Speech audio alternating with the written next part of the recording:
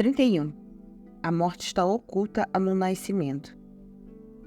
É muito surpreendente que o homem aceite o nascimento, mas não a morte, sendo que o nascimento e a morte são apenas duas extremidades da mesma ocorrência.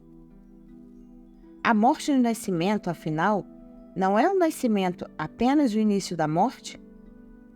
A partir de então, resistir à morte leva o indivíduo ao medo, e por causa desse medo, ele foge. A mente que tem medo e que foge torna-se incapaz de compreender a morte.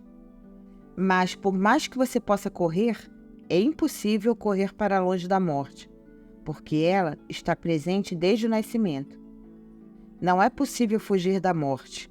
Pelo contrário, depois de correr em todas as direções, você por fim descobre que isso só o levou à morte. Há uma história antiga. Vishnu foi ao monte Kailash para encontrar Shiva.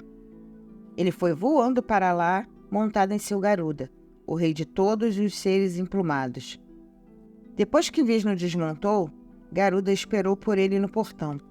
Enquanto ele estava lá, seus olhos deram com um pombo, tremendo de medo, sentado no alto da porta.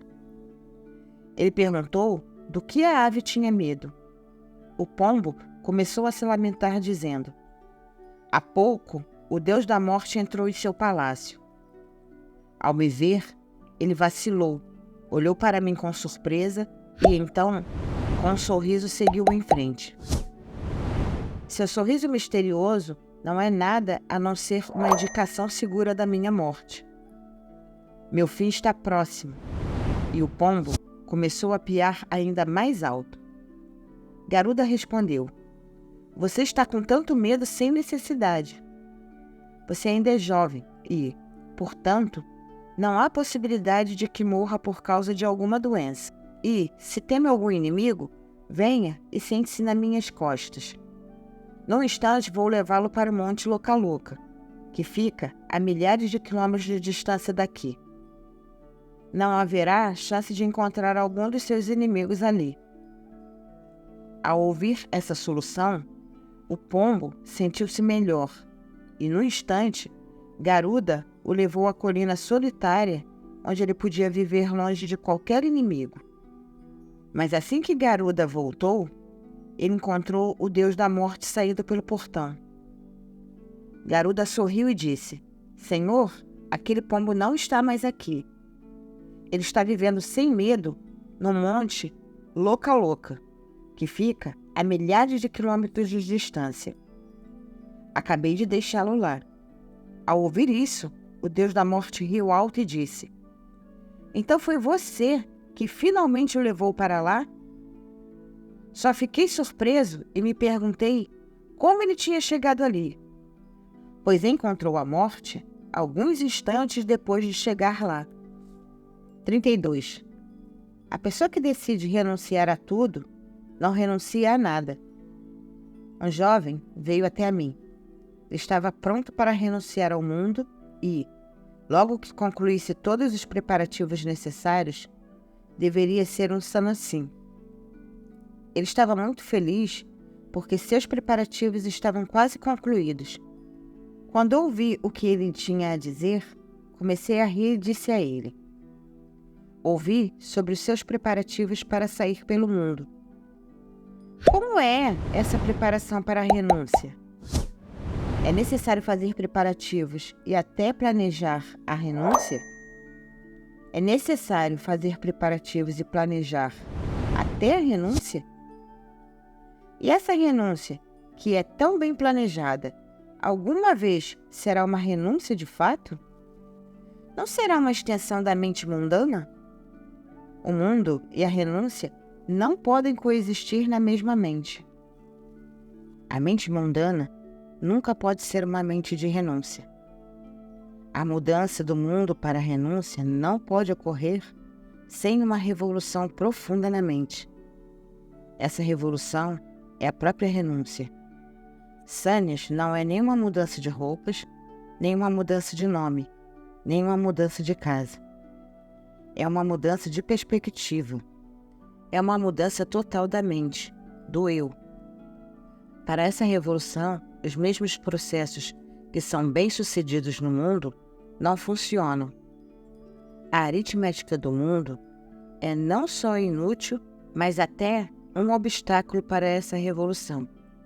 Assim como as regras nos sonhos não funcionam enquanto estamos acordados, do mesmo modo, as verdades do mundo não continuam sendo verdades nos sonhos.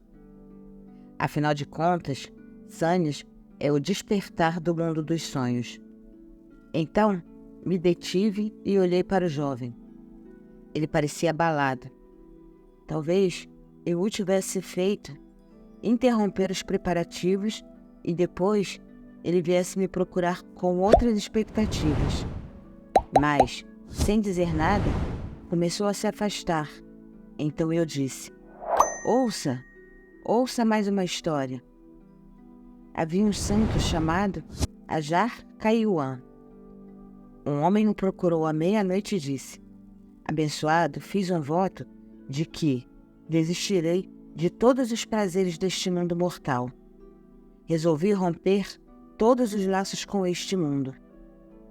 Se eu estivesse lá, teria dito a ele: ah, seu tolo! Alguém que faz um juramento é um homem fraco, e aquele que decide renunciar a tudo nunca faz isso. E mesmo que renuncie, ele se apega ao fato de ter renunciado. A renúncia não é uma decisão da mente ignorante. É uma parte natural do conhecimento. Mas eu não estava lá. Caiuã é que estava.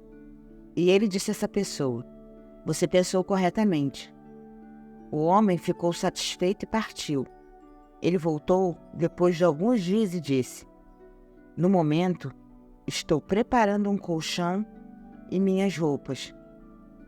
Tão logo junte as minhas coisas, me tornarei um monge. Mas desta vez, nem mesmo Caiuã pôde dizer que ele estava pensando corretamente. Ele disse: amigo, é só renunciando ao acúmulo que alguém se torna um monge. E você está procurando acumular coisas. Vá embora, volte para o seu mundo. Você ainda não está pronto para renunciar a nada. 33. Uma vida de amor. Uma vida de oração. Quando vejo as pessoas indo aos templos para adorar a Deus, começo a me perguntar se Deus existe apenas nos templos. Porque, fora dos templos, não há nem o brilho da inocência em seus olhos, nem o som de orações em sua respiração. Fora dos templos, elas são exatamente como aquelas que nunca vão aos templos. Isso não prova a futilidade de se ir aos templos? É possível que ali fora, nos degraus do templo, você seja ríspido com todo mundo e lá dentro, no entanto, se mostre cheio de compaixão? Dá para acreditar que mentes cruéis se tornarão automaticamente cheias de amor ao entrar pelas portas de um templo? Como as orações para Deus podem nascer naqueles corações que não têm amor pelo universo? Aquele cuja própria vida não é amor, não pode ter oração em sua vida. E aquele que não pode ver o divino em cada átomo, não encontrará a divindade em lugar nenhum.